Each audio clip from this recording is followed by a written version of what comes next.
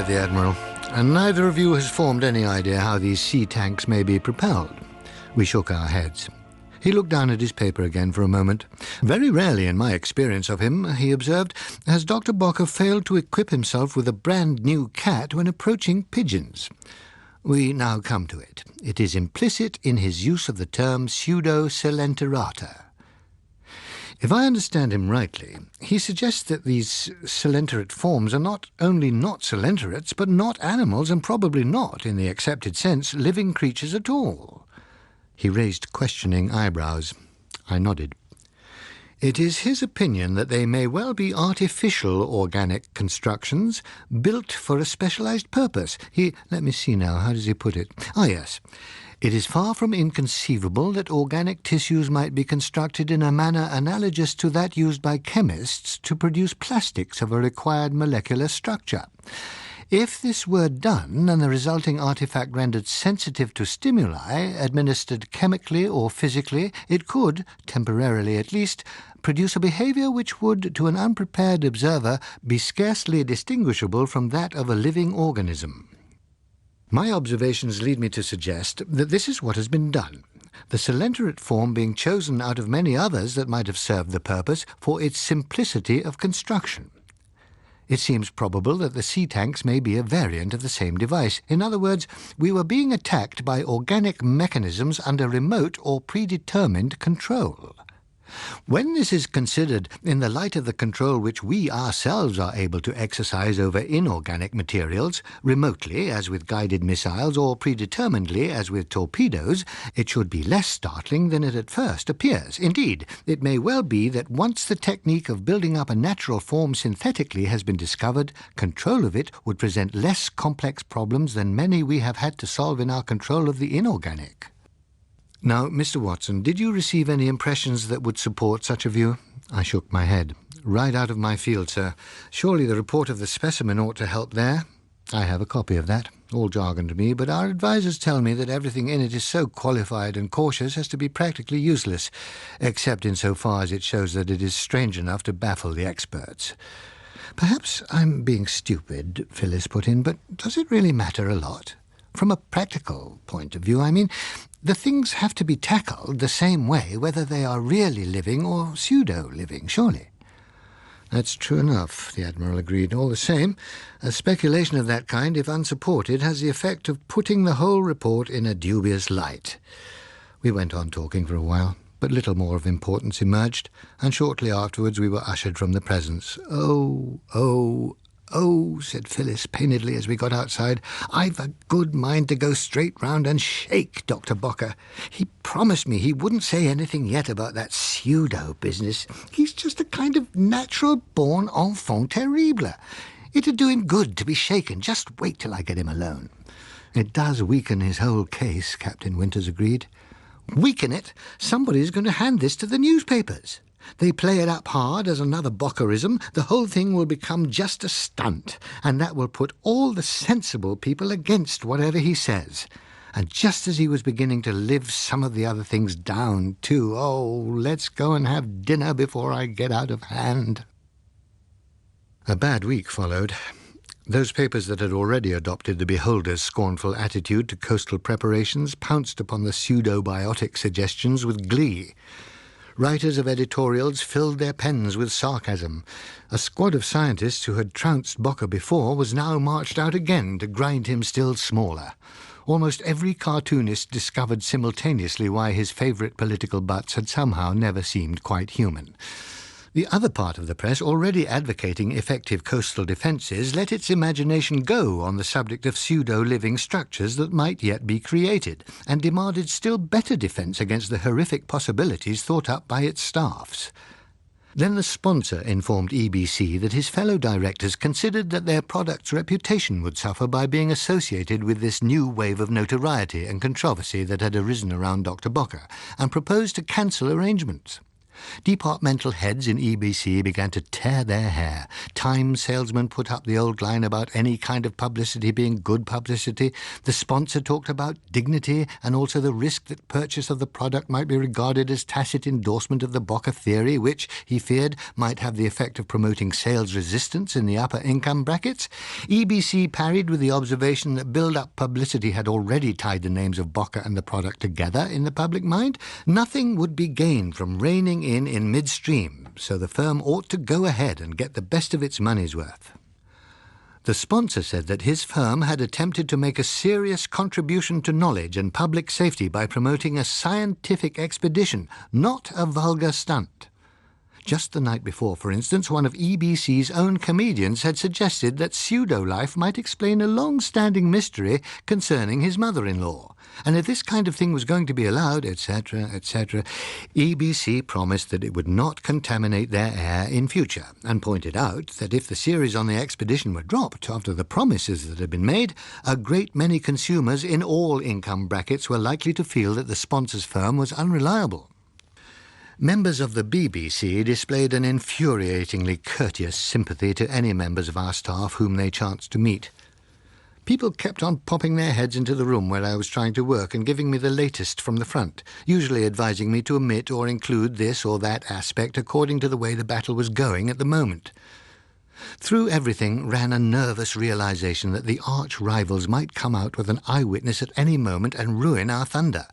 The courteousness seemed suspiciously urbane. After a couple of days of the atmosphere there, I decided to stay at home and do the work there. But there was still the telephone bringing suggestions and swift changes of policy. We did our best. We wrote and rewrote, trying to satisfy all parties. 2 or 3 hurried conferences with Bocker himself were explosive. He spent most of the time threatening to throw the whole thing up because EBC too obviously would not trust him near a live microphone and was insisting on recordings. At last, however, the scripts were finished. We were too tired of them to argue any more.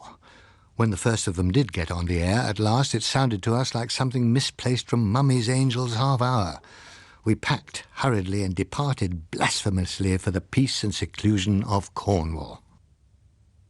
The first noticeable thing as we approached Rose Cottage, 268.6 miles this time, was an innovation. "Good heavens," I said, "we've got a perfectly good one indoors. If I'm expected to come and sit out in a draught there just because a lot of your compost-minded friends—" "That," Phyllis told me coldly, "is an arbour." I looked at it more carefully. The architecture was unusual. One wall gave an impression of leaning a little. "Why do we want an arbour?" I inquired. "Well, one of us might like to work there on a warm day. It keeps the wind off and stops papers blowing about." "Oh," I said. With a defensive note, she added, "After all, when one is bricklaying, one has to build something." Logical enough, I suppose. But there was a haunting feeling that it did not start from quite the right premise. I assured her that as arbours went, it was a very nice arbour. I had just not been expecting an arbour, that was all. "It was not a kind conclusion to jump to," she said huffily. "There are times when I wonder whether the two of us are quite as well en rapport as I like to hope. The use of the word kind, for instance, in the circumstances. But I was able to assure her that I thought it very clever of her, and I did. I don't suppose I myself could have got one brick to stick to another." It was a relief to be back. Hard to believe that such a place as Escondida existed at all. Still harder to believe in sea tanks and giant cylinderates, pseudo or not. Yet somehow I did not find myself able to relax as I had hoped. On the first morning, Phyllis dug out the fragments of the frequently neglected novel and took them off with a faintly defiant air to the arbour. I pottered about, wondering why the sense of peace wasn't seeping in upon me quite as I had hoped. The Cornish sea still lapped immemorially at the rocks. It could thunder, it could menace, it could wreck good ships when it had a mind to, but these were old natural hazards. They made places like Escondida seem frivolous, even in conception. Such places belonged to a different world, one where it was not altogether surprising that freakish things should happen. But Cornwall was not frivolous, it was real and solid. The centuries passed over it unsensationally. The waves gnawed steadily at it, but slowly. When the sea killed its inhabitants, it was because they had challenged it, not because it challenged them.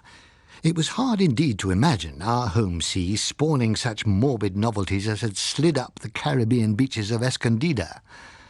Bocker seemed in recollection like an impish sprite who had had a power of hallucination.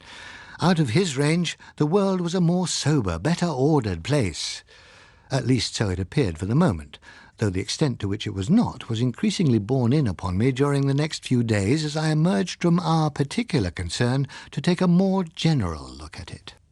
The National Airlift was working now, though on a severe schedule of primary necessities. It had been discovered that 2 large air freighters working on a rapid shuttle service could bring in only a little less than the average cargo boat could carry in the same length of time. But the cost was high. In spite of the rationing system, the cost of living had already risen by about 200%. The aircraft factories were working all round the clock to produce the craft which would bring the overheads down, but the demand was so great that the schedule of priorities was unlikely to be relaxed for a considerable time, possibly several years. Harbours were choked with the ships that were laid up, either because the crews refused to work them or the owners refused to pay the insurance rate. Dockers, deprived of work, were demonstrating and fighting for the guaranteed wages, while their union temporised and vacillated. Seamen out of work through no fault of their own joined them in demanding basic pay as a right. Airport staff pressed for higher pay. Cancellation of shipyard work brought thousands more demanding continuation of pay. Aircraft workers were threatening to come out in support. Reduced demand for steel reduced the demand for coal. It was proposed to close certain impoverished pits, whereat the entire industry struck in protest.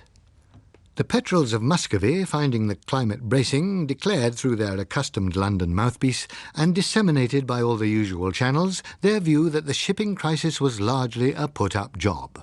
The West, they declared, had seized upon and magnified a few maritime inconveniences as an excuse to carry out a vastly enlarged programme of air power.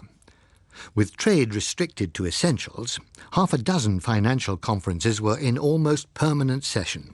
Ill-feeling and tempers were rising here and there, where a disposition to make the delivery of necessities conditional on the acceptance of a proportion of luxuries was perceptible. There was undoubtedly some hard bargaining going on, and there would, equally, without doubt, be some far-sighted concessions that the public would only learn about later on. A few ships could still be found in which crews at fortune-making wages would dare the deep water, but the insurance rate pushed cargo prices up to a level at which only the direst need would pay, so that they were largely voyages of bravado. Somebody somewhere had perceived, in an enlightened moment, that every vessel lost had been power-driven, and a rampant sailing craft of every size and type had gone into operation all round the world. There was a proposal to mass-produce clipper ships, but little disposition to believe that the emergency would last long enough to warrant the investment. In the backrooms of all maritime countries, the boys were still hard at work. Every week saw new devices being tried out, some with enough success for them to be put into production, though only to be taken out of production again when it was shown that they had been rendered unreliable in some way, if not actually countered.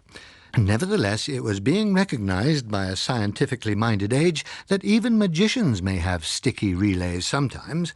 That the boffins would come through with a complete answer one day was not to be doubted, and always it might be tomorrow. From what I had been hearing, the general faith in boffins was now somewhat greater than the boffins' faith in themselves. Their shortcomings as saviours were beginning to oppress them. Their chief difficulty was not so much infertility of invention as lack of information. They badly needed more data and could not get them. One of them had remarked to me, "If you were going to make a ghost trap, how would you set about it? Particularly if you had not even a small ghost to practice on." They'd become ready to grasp at any straw, which may have been the reason why it was only among a section of the boffins that Bocker's theory of pseudobiotic forms received any serious consideration. As for the sea tanks, the more lively papers were having a great time with them. So were the newsreels. Selected parts of the Escondida films were included in our scripted accounts on EBC. A small footage was courteously presented to the BBC for use in its newsreel, with appropriate acknowledgement. In fact, the tendency to play the things up to an extent which was creating alarm puzzled me, until I discovered that in certain quarters almost anything which diverted attention from the troubles at home was considered worthy of encouragement. Sea tanks were particularly suitable for this purpose. Their sensation value was high, and unattended by those embarrassments which sometimes result from the policy of directing restive attention abroad. Their depredations, however, were becoming increasingly serious.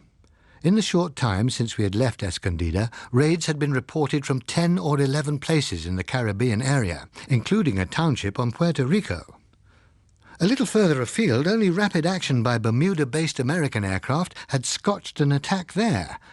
But this was small-scale stuff compared with what was happening on the other side of the world. Accounts, apparently reliable, spoke of a series of attacks on the east coasts of Japan. Raids by a dozen or more sea tanks had taken place on Hokkaido and Honshu.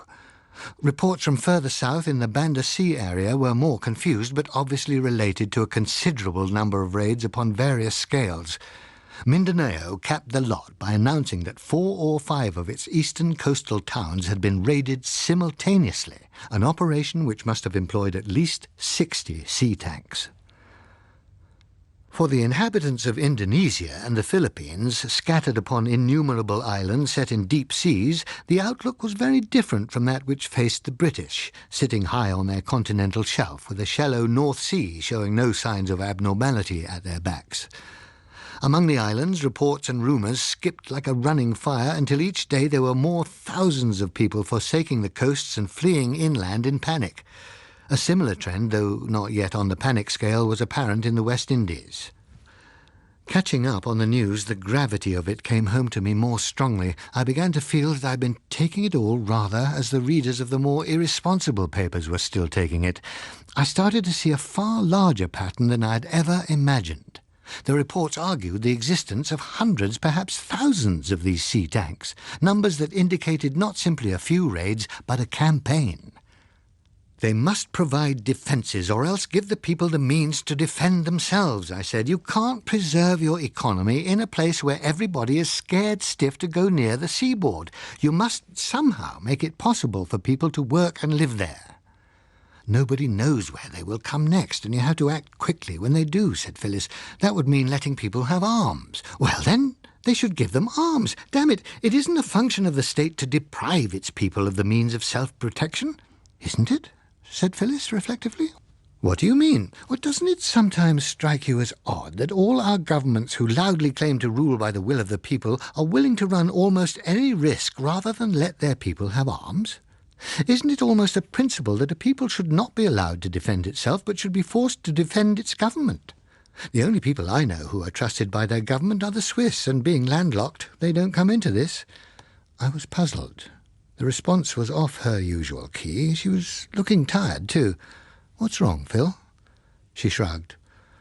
Nothing, except that at times I get sick of putting up with all the shams and the humbug and pretending that the lies aren't lies and the propaganda isn't propaganda and the dirt isn't dirt. I'll get over it again. Don't you sometimes wish that you'd been born into the age of reason instead of the age of the ostensible reason? I think that they are going to let thousands of people be killed by these horrible things rather than risk giving them powerful enough weapons to defend themselves. And they'll have rows of arguments why it is best so. What do a few thousands or a few millions of people matter? Women will just go on making the loss good. But governments are important. One mustn't risk them. Darling, there'll be token arrangements, of course. Small garrisons in important places, perhaps. Aircraft standing by on call, and they will come along after the worst of it has happened, when men and women have been tied into bundles and rolled away by those horrible things, and girls have been dragged over the ground by their hair like poor Muriel, and people have been pulled apart like that man who was caught by 2 of them at once. Then the aeroplanes will come, and the authorities will say that they were sorry to be a bit late, but there are technical difficulties in making adequate arrangements. That's the regular kind of get-out, isn't it?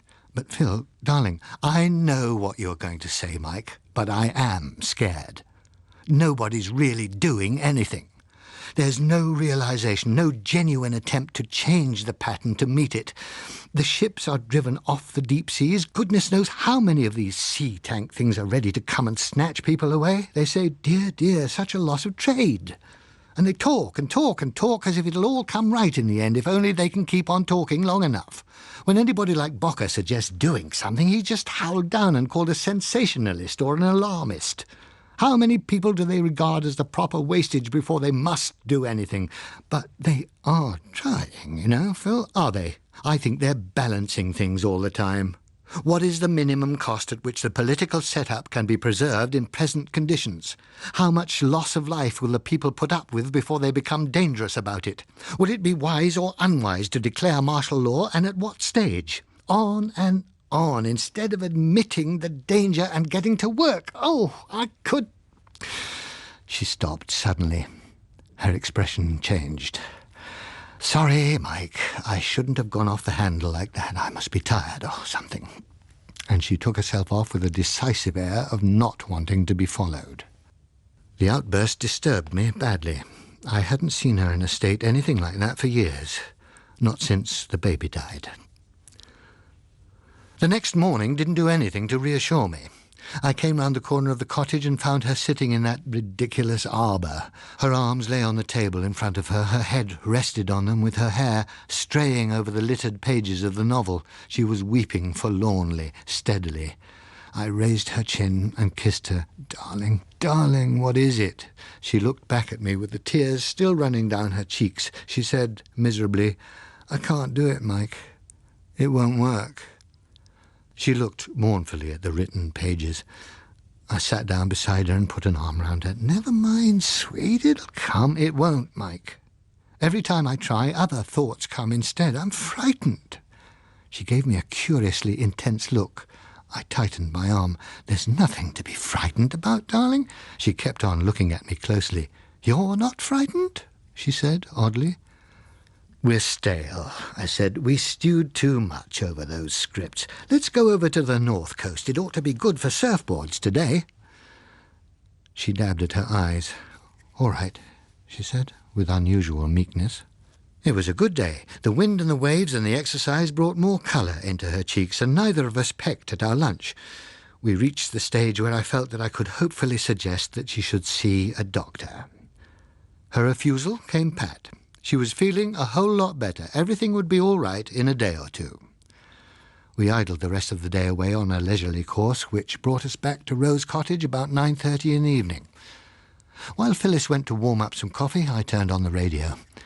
With a touch of disloyalty, I tried the BBC first, got in on the early lines of a play in which it seemed likely that Gladys Young was going to be a possessive mother, so I turned to the EBC.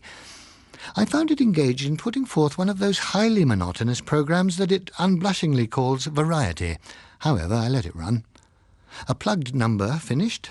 Somebody I'd never heard of was introduced as my ever-popular old friend so-and-so. There were a few preliminary runs on a guitar, then a voice began to sing, Oh, I'm burning my brains in the back room, almost setting my cortex alight. It was a moment before my surprise registered. Then I turned and stared incredulously at the set. To find a new thing to go crack-boom and blow up a xenobathite. There was a crash behind me. I turned to see Phyllis in the doorway, the coffee things on the floor at her feet. Her face was puckering and she sagged. I caught her and helped her to a chair. The radio was still going. Technical journals. And now I'm just starting to pray. I leaned over and switched it off. They must have got the song somehow from Ted. Phyllis wasn't crying. She just sat there, shaking all over. I've given her a sedative, so she'll sleep now. What she must have is a complete rest and a change, said the doctor. That's what we're having, I pointed out. He regarded me thoughtfully. You too, I think. I'm all right, I told him. I don't understand this. She had a shock and she was hurt, but that was right at the beginning of it. After that, she was unconscious. She seemed to get over it quite soon, and she really knows no more of the rest than anyone else who has seen the films. Though, of course, we have been rather steeping in it. He continued to look at me seriously. You saw it all, he remarked. You dream about it, don't you? It has given me a few bad nights, I admitted. He nodded. More than that. You've been going over it again and again in your sleep, he suggested. Particularly you have been concerned with somebody called Muriel and with a man who was torn to pieces? Well, yes, I agreed, but I haven't talked to her about it. I'd rather forget it. Some people don't easily forget things like that. They're apt to break through when one is asleep. You mean I've been talking in my sleep? A lot, I gather. I see. You mean that's why she... Yes. Now, I'm going to give you the address of a friend of mine in Harley Street. I want you both to go up to London tomorrow and see him the next day. I'll fix it up for you. Very well, I agreed. You know, it wasn't the thing itself that worried me so much as the pressure of getting the scripts out afterwards. That's relaxed now. Possibly, he said. All the same, I think you should go and see him. There was something wrong, and I knew it. I didn't admit it to the doctor, though I did to the Harley Street man, that it was more often Phyllis than Muriel that I saw being dragged along by her hair, and more often her than an unknown man that I saw being pulled to pieces. As a quid pro quo, he told me that Phyllis had been spending most of her nights listening to me and dissuading me from jumping out of the window to interfere in these imaginary happenings. So I agreed to go out of circulation for a time. Nirvana is for the few. Nevertheless, the old manor house in Yorkshire to which my advice led me managed to induce a passable temporary substitute. The first few days without newspapers, without radio, without letters had a purgatorially fretful quality, but after that came an almost physical sense of taut springs relaxing. As the feeling of urgency receded, my values and perspective shifted. Exercise, open air, and a complete change of pattern led to a feeling of having changed gear. The engine began to settle down to a more comfortable running speed. There was a great simplification. One seemed to grow fresher and cleaner within, larger too, and less pushable around. There was a new sense of stability, a very comfortable, easy pattern it was. Habit-forming, I imagine. Certainly in 6 weeks I had become addicted. I might have continued longer had a 20-mile thirst not happened to take me into a small pub close upon 6 o'clock one evening. While I was standing at the bar with the second pint, the landlord turned on the radio. The arch-rival's news bulletin. The very first item shattered the ivory tower that I'd been gradually building. The voice said, "The roll of those missing in the Oviedo Santander district is still incomplete, and it is thought by the Spanish authorities that it may never be completely definitive. Official spokesmen admit that the estimate of 3,200 casualties, including men, women and children, is conservative and may be as much as 15 or 20% below the actual figure. Messages of sympathy from all parts of the world continue to pour into Madrid. Among them are telegrams from San Jose, Guatemala, from Salvador, from La Serena, Chile, from Bunbury, Western Australia, and from numerous islands in both the East and West Indies which have themselves suffered attacks no less horrible, though smaller in scale, than those inflicted upon the North Spanish coast. In the House today, the leader of the opposition, in giving his party's support for the feelings of sympathy with the Spanish people expressed by the Prime Minister, pointed out that the casualties in the third of this series of raids, that upon Gijon, would probably have been considerably more severe had the people not taken their defence into their own hands. The people, he said, were entitled to defence. It was a part of the business of government to provide them with it. If a government neglected that duty, no one could blame a people for taking steps for its self-protection. It would be much better, however, to be prepared with an organised force. Since time out of mind, we had maintained armed forces to deal with threats by other armed forces. Since 1829, we had maintained an efficient police force to deal with internal threats. But it appeared that we had now become so administratively barren, so inventively infertile, so corporately costive, that we were unable to produce the means of giving the dwellers upon our coasts that security to which their membership of this great nation entitled them. It seemed to the members of the opposition that the government, having failed to fulfil its election pledges, was now about to belie the very name of its party by its reluctance to consider means which would conserve even the lives of its electors. If this were not so, then it would appear that the policy of conservation was being carried to a length which scarcely distinguished it from niggardliness. It was high time that measures were taken to ensure that the fate which had overtaken dwellers upon the littorals, not only in Spain but in many other parts of the world as well, could not fall upon the people of these islands. The Prime Minister, in thanking the opposition for its expression of sympathy, would assure them that the government was actively watching the situation. The exact steps that would, if necessary, be taken would have to be dictated by the nature of the emergency, if one should arise. These, he said, were deep waters. there was much consolation to be found in the reflection that the British Isles lay in shallow waters. The name of Her Majesty the Queen headed the list of subscribers to the fund opened by the Lord Mayor of London for the relief. The landlord reached over and switched off the set. "Cough," he remarked with disgust. "Makes you sick. Always the bloody same. Treat you like a lot of bloody kids. Same during the bloody war. Bloody home guards all over the place waiting for bloody parachutists and all the bloody ammunition all bloody well locked up. Like the old man said one time his bloody self, what kind of a bloody people do they think we are?"